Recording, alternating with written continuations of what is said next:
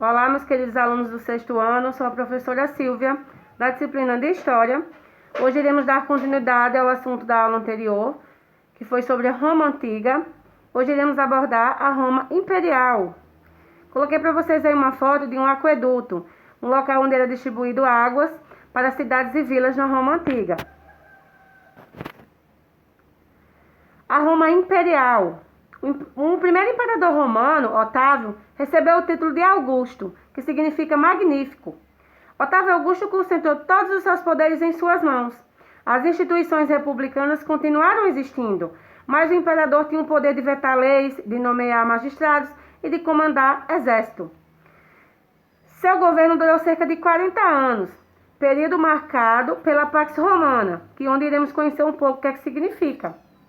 A Pax Romana, expressão latina para a paz romana, é o longo período de relativa paz, gerada pelas armas e pelo autoritarismo, experimentado pelo período romano, que iniciou-se quando Augusto, em 28 anos antes de Cristo, declarou o fim das guerras civis e durou até o ano da morte do imperador Marco Aurélio, em 180 depois de Cristo, onde iremos conhecer também agora um pouco sobre Marco Aurélio.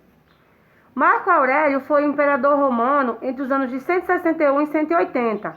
Ficou conhecido como imperador filósofo, pois cultivava ideias de justiça e bondade.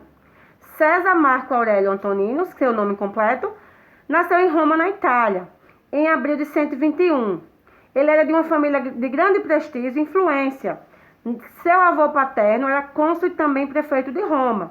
Sua avó materna herdou uma grande fortuna, fazendo que Marco Aurélio convivesse com riqueza e poder. Foi 3 vezes cônsul e casou-se em 145 com a filha do imperador. Em 147, ele recebeu 2 grandes poderes formais do império, que foi o Imperium e a Tribunícia Potestas.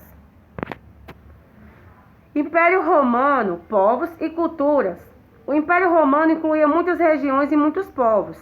Vocês vão dar uma observada aí nesse mapa, que mostra nessa corzinha aí lilás, como era dividido os povos e regiões no Império Romano. O Império Romano, povos e culturas. Devido à vastidão de seu império, os romanos deixaram marcas na arquitetura, na legislação, nas artes e nos costumes de diversos povos, como por exemplo na língua, que é do latim vulgar, falado pelos colonos e soldados nas províncias. Misturou-se aos dialetos das populações dominadas, o que deu origem a línguas neolatinas, também chamadas de línguas românicas, que são o francês, o espanhol, o português e o italiano. Ideia de territorialidade na Roma Antiga, relacionada à disputa de território. O Império Romano exercia sua territorialidade determinando os cultos, as leis, os entretenimentos, entre outros aspectos de sua cultura e organização socioespacial. Contudo, foi a padronização de sua arquitetura e nas construções que eles conseguiam os melhores resultados quanto ao domínio da massa. Coloquei para vocês aí a definição de territorialidade, que é a noção que deriva de território, uma zona ou região que estabelece uma jurisdição, pertence a um determinado estado ou serve como campo de ação. Coloquei para vocês aí na sequência outras formas de territorialidade. Refere-se aos indivíduos ou grupos de indivíduos, tais como alcateas de lobos, que defendem o território contra a invasão de indivíduos de sua mesma espécie, como também as aves, que marcam seu território para um período em que fazem um ninho.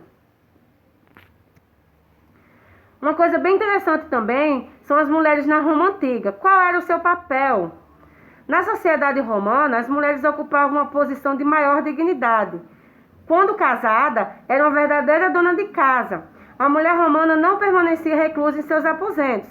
Tomava conta de escravos, fazia refeições com o marido, podia sair, mas toda vez que saísse teria que usar uma vestimenta específica para elas, que era chamada de estola. As mulheres também tinham uma vida considerável. Ela tinha uma liberdade pessoal e política, podia sair com suas amigas, ir ao teatro, jogos, como também dirigir a sua própria família. Outro ponto bem interessante também eram as crianças na Roma Antiga. O abandono de crianças, tão comum como os dias de hoje, também existia na Roma Antiga. E as causas eram variadas. Tinha os abandonos de meninos e meninas. Quando eles eram abandonados, eles eram destinados à prostituição, como também a vida de gladiadores, que eram lutar em arenas, enfrentando leões, tigres, entre outros animais perigosos. Mas existiam também outras crianças que se tornavam servos. Tanto ricos quanto os pobres abandonavam seus filhos. E as causas também eram bastante variadas. Algumas delas eram enjeitadas e afogadas, porque nasciam com má formação.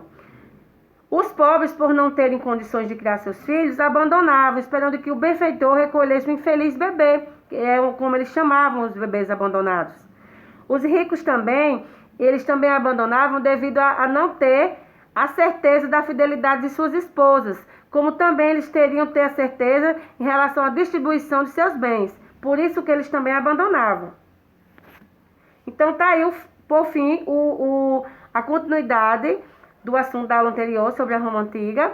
E deixar aqui uns pontos bem interessantes no qual vocês irão responder a atividade. São algumas questões que eu coloquei para vocês aqui.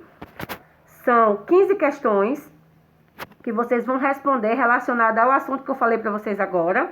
Prestem bastante atenção no que eu falei, como também nos slides. Vocês podem copiar as questões no caderno, como também imprimir, certo? Então, bons estudos a todos. E prestem bastante atenção aqui nas questões, leiam elas, são 15, e respondam. Qualquer dúvida, é só entrar em contato comigo.